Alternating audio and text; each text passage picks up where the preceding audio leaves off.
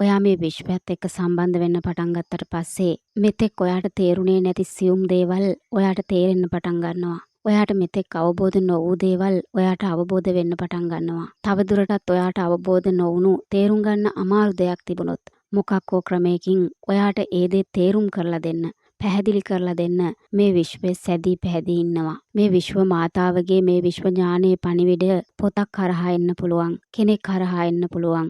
කතන්දරයක් කරහා, වීඩියෝවක් කරහා, යම් කිසි ප්‍රවෘත්තියක් කරහා ආදී වශයෙන් මොකක් හෝ ක්‍රමයකින් ඔයාගේ ළඟට එන්න පුළුවන්. අද මේ පණිවිඩය ඊයේ පණිවිඩයත් එක්ක යම් ආකාරයකින් බැඳිලා තියෙනවා. ඇත්තාට තවත් දෙනු ලැබේ, නැත්තාගෙන් ඇති දේද උදුරා ගනු ලැබේ කියන කතාව ඔයාට තවත් මතක හිටින විදිහට ආත්මයටම අවශෝෂණය වෙන හැටියට කියන්න අද දවසේ විශ්වය මේ හඬ භාවිතා කරනවා. මේ කතාවේ අර්ථය හරියටම තේරුණාට පස්සේ ඔයාගේ ජීවිතය මුළුමනින්ම වෙනස් වෙන්න යනවා. මේ විශ්ව ඥානය, මේ දෙවියන් වහන්සේ, මේ පරමාත්මය, මේ විශ්ව මාතාව ලෝකයට දීලා තියෙන ලස්සනම ක්‍රමවේදයක් තමයි කතන්දර කියලා කියන එක. මේ පොළොව මත ඉපදිලා ඉන්න මිනිස්සුන්ට සාමාන්‍යයෙන් තේරුම් ගන්න අමාරු දෙයක් කතන්දරයකින් බොහෝම ලස්සනට තේරුම් කරලා දෙන්න පුළුවන්. මේ විශ්වය අද ඔයාට කියනවා, ඉතින් මගේ ආදරණීය අංශුව මේ කතාව අහලා බලන්න. ඔයා දන්නවනේ අපල ගැන. එතකොට සෙනසුරු අපලෙදි තමයි මිනිස්සුන්ට වැඩිපුරම කරදර වෙන්නේ කියලා ඔයා අහලා තියෙනවා. මේක සෙනසුරා ගැන කතාවක්. සෙනසුරාගේ ගෙදර ඉන්නේ සෙනසුරාගේ අම්මයි සෙනසුරයි විතරයි. සෙනසුරාගේ රාජකාරිය තමයි කෙහෙල් කැන් විනාශ කිරීම. හැමදාම රැට එළියට බහැලා ගිහින් මිනිස්සුන්ගේ කෙහෙල් වතු වලට පැනලා කෙහෙල් කැන් වලින් ඇවරිය දෙක පතුරු ගහගෙන එන එක. පතුරු ගහනවා කියලා කියන්නේ පිළිවෙලක් නැතුව උදුරලා ඉරලා ඇදලා දාන එක. එතකොට ඒ ඇවරියෙන් වැඩකුත් නැහැ. ඉතිරි කෙහෙල් කැනින් වැඩකුත් නැහැ. ගෙඩි කැඩිලා, ඉරිලා, තැලිලා කෙසෙල් කැන අසම්පූර්ණ වෙලා යනවා. සෙනසුරාගේ අම්මට පුතාගේ මේ රාජකාරිය ගැන හරිම දුකයි. අම්මා දවසක් මෙහෙම කියනවා, බලපන් උඹේ මේ රස්සාවේ තියෙන මූසලකම, මේක මහ ජරා වැඩක්. කෙහෙල් කැන් කීයක් නම් විනාශද? එක්ක කැනම කපා ගත්තනම් ඉවරයි. එතකොට ඒක ඉවරයි කියලා හරි හිත හදා ගන්න පුළුවන්. මේක ඇවරිය ගානේ පතුරු ගැහුවම කෙහෙල් කැනම විනාශයි. මොන අපරාධයක්ද මේ? එතකොට සෙනසුරා බොහෝම සංසුන්ව මෙහෙම කියනවා, ඒකේ කිසිම වරදක් නෑ අම්මේ. මං කරන්නේ මගේ රාජකාරිය. කෙහෙල් කැනේ තමා වරද. එතකොට අම්මා කියනවා, ඒක යස කතාවක්නේ. කෙහෙල් කැනේ මොකද්ද තියෙන වරද? මන්නම් කැමති නෑ උඹ ඔය වැඩේ කරනවට. එහෙම තමයි. අම්මලා කැමති තමන්ගේ දරුවා මේ ලෝකේ ඉන්න හොඳම දරුවා වෙනවට. ඉතින් එදා රෑ සෙනසුරා කොහේවත් නොගිහින් ගෙදරම ඉන්නවා. අම්මට හරිම සතුටුයි. මහරෑ සෙනසුරාට බඩගිනි වෙලා අම්මගෙන් කන්න දෙයක් ඉල්ලනවා. අම්මා කියනවා කිසිම දෙයක් ගෙදර නෑ කියලා. සෙනසුරා අහනවා, මං ගිහිල්ලා කෙහෙල් ඇවරියක් දෙකක් පතුරු ගහගෙන එන්න දම්මි කියලා. එතකොට අම්මා කියනවා, නෑ නෑ උඹ හිටපන්, මං ගිහින් හොයාගෙන එන්නම් කියලා. එහෙම කියපු අම්මා එළියට බහැලා යනවා. ඔන්න ටික වෙලාවකින් අම්මා ගෙදර එනවා කෙහෙල් ඇවරි දෙකකුත් අරගෙන. සෙනසුරා අම්මගේ පිටිපස්සෙන් යන ගමන් අහනවා, කොහෙන්ද අම්මේ කෙහෙල් කියලා. එතකොට අම්මා ටිකක් ආඩම්බරෙන් කියනවා, එකක් අහවලාගේ වත්තෙන්. ඒක ඇවරි අඩු කෙහෙල් කෙනක්. ඒකයි ඒකෙන් කඩාගත්තේ. අනික අහවලාගේ වත්තෙන්. ඒකෙත් ඇවරියක් කලින් කඩලා කුරුල්ලෝ කාලා හරි නැත්තම් ගෙදර උම්ම කපලා.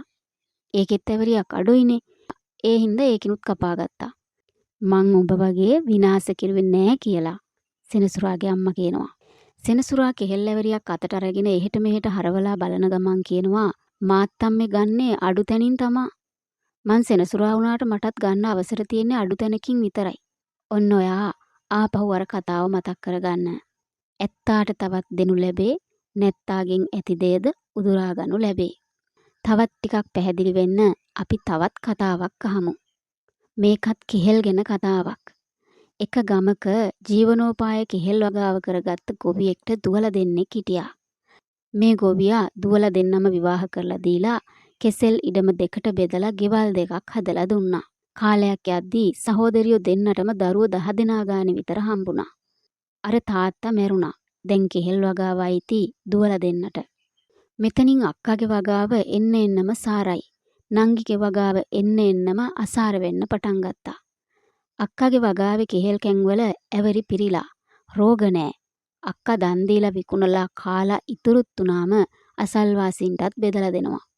නංගිගේ කෙහෙල් වගාවේ හැදෙන්නේ ඇවරි දෙකේ කෙහෙල්කන්. හැම කෙහෙල් කණක්ම ඇවරියයි දෙකයි. මේ ගෙදර දැන් කන්නේ බොන්නෙත් බොහෝම අමාරුවෙන්. නංගිට හිතුණා අක්කා කෙහෙල් වගාවේදී මොකක් නමුත් රහසිගත ක්‍රමයක් අනුගමනය කරනවා කියලා. සමහර විට තාත්තා අක්කට ඒක කියලා දෙන්න ඇති. අක්කට කියන්න නැති නංගිටත් කියලා දෙන්න කියලා. ඒක අක්කා මට කියලා දුන්නේ නෑ. නංගිගේ හිත රිදුණා. ඊළඟට නංගිගේ සැමියා ගියා දේවාලෙකට. දේවාලෙන් කිව්වේ අක්කා නංගිගේ වගාවට හුනියමක් කරලා කියලා. දැන් අක්කයි නංගි රණ්ඩු වෙනවා. මෙන්න මේ ප්‍රශ්නේ විසඳන්න ගමේ වැඩිහිටි උපදේශකයා ආවා. එයා හැමදේම දන්න කෙනෙක්. එයාට කවුරුත් ගරු කරනවා. මේ වෙද මුත්තා වගාවල් දෙකම නිරීක්ෂණය කළා. පස්ස, ඉර එළිය වැටෙන හැටි, ගස්වල ලෙඩ රෝග කිසිම ප්‍රශ්නයක් නැහැ. මුත්තා නංගිගෙන් ඇහුවා උඹ කෙහෙල් ගහක් හිටවන්නේ මොනවා හිතාගෙනද දුවේ? නංගි දුන්න උත්තරේ තමයි වැදගත්. මම නම් කෙහෙල් පැලේ හිටවන්නෙම දෙයියන්ට බාරයි කියලා. අපිට දුන්නොත් අපි දෙයියන්ට තමා පළවෙනි ඇවරිය දෙන්නේ. ඒව හිතාගෙන තමා ඉතින් හිටවන්නේ. එතකොට මුත්තා අක්කාගෙනුත් ඇහුවා. දුවේ උඹ මොනවා හිතාගෙනද කෙහෙල් පැලයක් හිටවන්නේ? කොල්ලොන්ට කණ්ඩ කියලා හිතාගෙන හිටවනවා මුත්තේ. අක්කා කිව්වේ එච්චරයි. මුත්තා මෙහෙම කිව්වා. දෙයියන්ට බාරයි දෙයියන්ට දෙන්න හොඳ ඇවරියක් වැටියන් කියලා හිටවලා මේකෙන් ඇවරියක් අරගෙන ගිහින් දෙයියන්ට පූජා කරන හැටි තමයි උඹේ හිතේ තියෙන්නේ. දෙයියන්ට ඉතින් එකක් දෙකක් ඇති හින්දා උඹට හැදෙන්නේ ඒ ගානට ඇති කෙහෙල්කන් තමයි. එතකොට අක්කාගේ හිතේ තියෙන්නේ කොල්ලෝ ඇති වෙනකන් කෙසෙල් ගෙඩි කන හැටි. අවුරුදු 10 14 කොල්ලන්ට කොච්චර කෑවත් මදි. ඉතින් ඒ වයසේ කොල්ලන්ට කන්න නම් ගොඩාක් කෙසෙල් හැදෙන්න ඕන. අවසානෙට මුත්තා ඇහුවා දැන් උඹ මේ වගාව ගැන සෑහෙන්න බාරහාර වුණා නේද? නංගි කිව්වා ඔව් මුත්තේ. එක බාරයකින්වත් හරි ගියේ නෑනේ. එතකොට මුත්තා ඇහුවා උඹ මොනවා කියලාද බාර වුනේ? මගේ වගාවේ තත්ත්වය කියලා මට නැති නිසා මට දෙන්න කියලා ඉල්ලුවා. අක්කට වගේම මටත් දුන්නොත් මමත් අක්කා වගේම පින් කරනවා කියලා පොරොන්දු වුණා. මුත්තා ඇහුවා දවස ගානෙම වගාවේ ඇවිදිනකොට මේ ගහෙත් ඇවරි දෙකයි අර ගහෙත් ඇවරි දෙකයි මේකෙත් වැටිලා තියෙන්නේ පොඩි කෙහෙල් කෙනක්. එහෙම කියලා හිත කනස්සලු වෙනව නේද කියලා නංගි ඔළුව වැනුවා. එතකොට මුත්තා කියනවා මේ ලෝකේ ස්වභාවය තමයි වැඩි වෙන එක. හොඳද නරකද දුකද සතුටද කියලා නෑ. හොඳයි කිව්වොත් හොඳයි කියන්න දේවල්ම තව වැඩි වෙනවා. නරකයි කිව්වොත් නරකයි කියන්න දේවල්ම තව වැඩි වෙනවා. අඩුයි කිව්වොත් අඩුයි කියන්නම තව දේවල් වැඩි වෙනවා. තියනවා කිව්වොත් තියනවා කියන්නම තව දේවල් වැඩි වෙනවා. ඔය ලෝකපාලක නීතියෙන් ගැලවෙන්න කාටවත් බෑ. තියනවා කියලා කිය ඉන්න කෙනාට ඒකත් තියනවා මේකත් තියනවා අරකත් තියනවා ඔක්කොම තියනවා කියලා කියන ගානට වැඩි වෙනවා. අඩුයි නෑ කියලා කියන කෙනාට ඒකත් නෑ මේකත් නෑ අරකත් නෑ මොකුත් නෑ කියනවා වගේම ඒකත් නැති වුණා මේකත් නැති වුණා අරකත් නැති වුණා ඔක්කොම නැති වුණා කියලා කියන්න තමන් ළඟ තියෙන දේවලුත් නැති වෙනවා. ඔන්න ඔය ලෝක ස්වභාවය දැනගෙන හිතලා කතා කරන්න ඕන කියලා මුත්තා කිව්වා. මේ කතා දෙකෙන්ම මේ මහා විශ්ව ඥානය අද ඔයාට පණිවිඩයක් දුන්නා. ඒක පණිවිඩයකට වඩා පැහැදිලි කිරීමක්. ඔයා මේ පැහැදිලි කිරීම හොයමින් හිටියා. ඒක නිසා ඔයාට මේ පැහැදිලි කිරීම ළඟා වුණා. මේ විශ්වය ඔයාට ආදරෙන් කියනවා මගේ ප්‍රේමණීය අංශුව. මේ පැහැදිලි කිරීමෙන් පස්සේ අද තවත් වතාවක් විශ්ව ඥානය ඔයාට පණිවිඩයක් දෙන්න සූදානම්ව ඉන්නවා. ඔයාට ලැබෙන්න තියෙන දේවල්, ඔයා ලබා ගන්න උත්සාහ කරන දේවල් ටිකක් ඉක්මනින් ලබා ගන්නේ කොහොමද කියලා අද හවසට මේ විශ්වය ඔයාට මේ හඬහරහාම පණිවිඩයක් කියන්න යනවා. ඔයාට තියෙන හැම ප්‍රශ්නයක්ම මේ විශ්ව ඥානය විසින් විසඳලා දෙනවා කියලා විශ්වාස කරන්න ඔයාට ඕන වුණත් තවමත් විශ්වාස කරන්න අමාරු තැන් තියෙන ඔයාට රහසිගත උපායකුත් ඒත් එක්කම ඔයාට ලැබෙන්න යනවා. ඒ පණිවිඩය උදෙසා සූදානමින් ඉන්න.